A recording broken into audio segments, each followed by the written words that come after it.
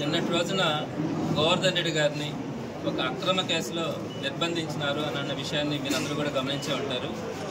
నెల్లూరు జిల్లాకు సంబంధించి అయితే ఇదొక అత్యంత దురదృష్టమైనటువంటి రోజు అని కూడా చెప్పొచ్చు. ఎందుకంటే గతంలో ఎప్పుడు కూడా ఇట్లా ఒక మంత్రిగా పనిచేసినటువంటి వ్యక్తిని లేదా ఒక జడ్పీ చైర్మన్గా కానీ ఒక ఎమ్మెల్యేలుగా కానీ పనిచేసినటువంటి వ్యక్తుల్ని అరెస్ట్ చేసినటువంటిది అంటే కేవలం ఒక నిరాధారమైనటువంటి ఆరోపణలతో ఎలాంటి సంబంధం లేనటువంటి ఒక కేసులో అరెస్ట్ చేసి నిర్బంధించి జైల్లో పెట్టడం అన్నది నెల్లూరు జిల్లా చరిత్రలో ఎప్పుడు కూడా చూడలే.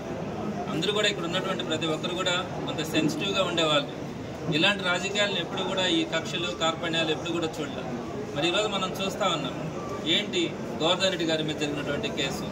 అది ఎప్పుడో 2023లో ఒక 2 months అక్కడ ఒక మైనింగ్ జరిగింది అన్న ఆరోపణ. అది ఆ రోజుల్లోనే దాని మీద ఎంక్వైరీ కూడా చేయడం జరిగింది. అక్కడ ఉన్నటువంటి ఆఫీసర్ అంతా కూడా పర్ఫెక్ట్గా జరిగిందని కూడా ఆ రోజు ఇవ్వడం జరిగింది, మైనింగ్కి సంబంధించినటువంటి ఆఫీసర్. మళ్ళీ అదే ఆఫీసర్ దగ్గర మళ్ళీ ఈరోజు మళ్ళీ కేసు పెట్టించి ఒక 3 మీద A1, A2, A3 మీద కేసు ఎఫ్ఐఆర్ చేయడం కూడా జరిగింది.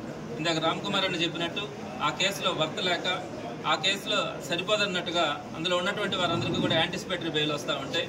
అందులో ఉన్నటువంటి ఒక వ్యక్తి దగ్గర కన్ఫెషన్ స్టేట్మెంట్ ఒకటి తీసుకొని ఆ కన్ఫెషన్ స్టేట్మెంట్లో గోవర్ధన్ రెడ్డి గారి పేరుని యాడ్ చేసి గోవర్ధన్ రెడ్డి గారి పేరుని యాడ్ చేసిన తర్వాత దాంట్లో ఉన్నటువంటి సెక్షన్స్ అన్నిటి కూడా మార్పు చేయడం. అంటే SC/ST కేసు కానీ అలానే జిలిటన్ స్టిక్స్ని బ్లాస్టింగ్ కోసం వాడారు అంటే అదొక విద్రోహ చర్యలాగా ఆ బ్లాస్టింగ్స్ను వాడుతూ ఉన్నారు అన్న ఆలోచనతో దానికి సంబంధించినటువంటి సెక్షన్స్ని కానీ వీటన్నింటినీ కూడా యాడ్ చేసి ఎటువంటి పరిస్థితుల్లో బెయిల్ రాకుండా చేయాలన్న ఒక దుర్మార్గమైనటువంటి ఆలోచనతో ఈరోజు గోవర్ధన్ రెడ్డి గారిని నిర్బంధించాలన్న ఆలోచనతో ముందుకెళ్ళడం కూడా జరిగింది.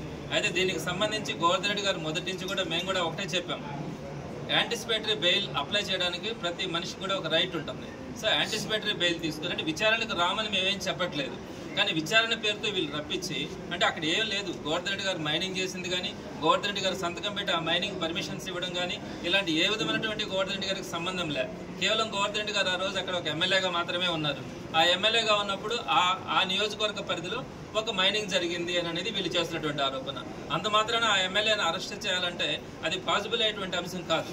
సో ఇట్లాంటి పరిస్థితుల్లో గోవర్ధన్ రెడ్డి గారిని అరెస్ట్ చేయడానికి ఈ కన్ఫెషన్ స్టేట్మెంట్ని బేస్ చేసుకొని చేయడం అదే మేము అందరూ కూడా నాయకులందరూ కూడా వైఎస్ఆర్సీపీ నాయకులందరూ కూడా చెప్పింది ఏంటంటే యాంటిసిపేటరీ బెయిల్కి అప్లై చేసే ఒక రైట్ ఉంది, దాని ప్రొవిజన్ తీసుకుంటాము, అంతేగాని విచారణకు హాజరు కావని చెప్పలే. ఈ అధికారులందరికీ కూడా విచారణ పేరు మీద పిలిపించి గోవర్ధన్ రెడ్డి గారిని నిర్బంధించాలా, రిమాండ్కి తీసుకోవాలన్న ఆలోచనతో ఈ పోలీస్ అధికారులు ముందుకెళ్ళడం కూడా జరిగింది. యాంటిసిపేటరీ బెయిల్ వచ్చిన తర్వాత తప్పకుండా పోలీసులకు సహకరించడం కానీ పోలీసుల విచారణకు హాజరు కావడం కానీ జరుగుతుందని గోవర్ధన్ రెడ్డి గారు కానీ మేమంతా కూడా చెప్పడం కూడా జరిగింది. అయితే దానికి సంబంధించి ఆ యాంటిసిపేటరీ బెయిల్ని అడ్డుకోవడానికి అన్ని విధాలుగా విధాలుగా పోలీసు అధికారులు కూడా ప్రయత్నించడం జరిగింది. ఈ రోజుకి కూడా హైకోర్టులో పెండింగ్లోనే ఉంది. ఈ క్రమంలో ఈ సుమారుగా 50-55 రోజులు గడుస్తూ ఉంది.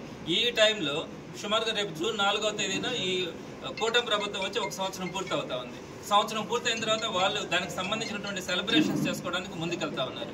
జగన్మోహన్ రెడ్డి గారు ఒకటే చెప్పారు, ఈ సంవత్సరం రోజుల్లో కూటమి చెప్పినటువంటి ఒక్క హామీని కూడా నెరవేర్చాల. మీ అందరికీ కూడా తెలుసు ఈరోజు ప్రజలు ఎంత అసహించుకుంటా ఉన్నారో. ఏదైతే వీళ్ళు చెప్పినటువంటి హామీలు ఒక్కటి కూడా నెరవేర్చక ఈరోజు తెలుగుదేశం పార్టీ నాయకులు కనుక రోడ్డు మీదకి వస్తే చొక్కాలు పట్టుకునే పరిస్థితి ఈరోజు ప్రతి సామాన్యుడు కూడా ముందుకు వచ్చే పరిస్థితి కనపడతా ఉంది. ఈ సందర్భంలో జగన్మోహన్ రెడ్డి గారు జూన్ 4వ తారీఖున వెన్నుపోటు దినంగా ప్రజలందరూ కూడా దీన్ని తెలుగుదేశం నాయకులను ప్రశ్నించాలా అన్న ఆలోచనతో దాన్ని వెన్నుపోటు దినంగా ఆ రోజు చేయమని కూడా చెప్పడం జరిగింది. ఈ వెన్నుపోటు దినం అందరూ కూడా చేయడానికి ముందుకు వస్తా ఉన్నప్పుడు గోవర్ధన్ రెడ్డి గారు లాంటి కొంతమంది లీడర్లను అరెస్ట్ చేస్తే వైఎస్ఆర్సీపీ వాళ్ళు గమనైపోతారు, పార్టీ కార్యకర్తలు కానీ నాయకులు కానీ మాట్లాడే అవకాశం ఉండదు. ఇలాంటి సందర్భంలో ప్రజలు కూడా భయభ్రాంతులకు గురై ఎవరు కూడా రోడ్డు మీదకి వచ్చే పరిస్థితి ఉండదు అన్న ఆలోచనతో గోవర్ధన్ రెడ్డి గారిని నిన్న అదుపులోకి తీసుకోవడం కూడా జరిగింది. అయితే ఒక మాజీ మంత్రిగా ఒక మాజీ జిల్లా పరిషత్ చైర్మన్గా ఉన్నటువంటి ఒక వ్యక్తిని 2 సార్లు ఎమ్మెల్యేగా పనిచేసినటువంటి వ్యక్తిని అరెస్ట్ చేసినప్పుడు ఎక్కడ కూడా పోలీసు అధికారులు ఈ విధంగా అరెస్ట్ చేసినాము, ఈ విధంగా మేము తీసుకొని వస్తున్నాము అనే విషయాన్ని ఎక్కడా కూడా చెప్పట్లా, ఒక గోప్యంగానే ఉంచుతా ఉన్నారు.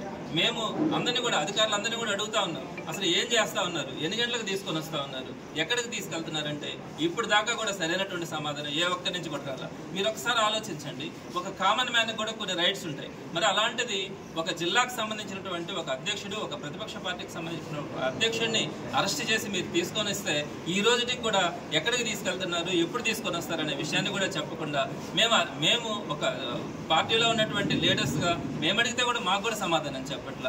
మరి చూస్తూ ఉన్నారు ప్రజలందరూ కూడా ఈరోజు ఏ విధమైనటువంటి ప్రతిపక్ష పార్టీలో కానీ అదేవిధంగా సామాన్య ప్రజలను కానీ ఈ రెడ్ బుక్ రాజ్యాంగం పేరుతో ఏ విధంగా ఇబ్బందులు పెడతా ఉన్నారు అనేది చూస్తూ ఉన్నారు.